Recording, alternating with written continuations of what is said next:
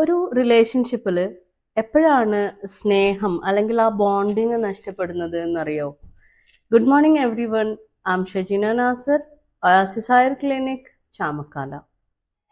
ഒരു റിലേഷൻഷിപ്പ് എന്ന് പറയുന്നത് അതിൻ്റെ മനോഹാരിത എന്ന് പറയുന്നത് അതിലുള്ള ആ ബോണ്ടിങ് നിലനിൽക്കുന്ന കാലത്തോളമാണ്. എപ്പോഴാണ് ആ ബോണ്ടിങ് നിലനിൽക്കാതാവുന്നത്?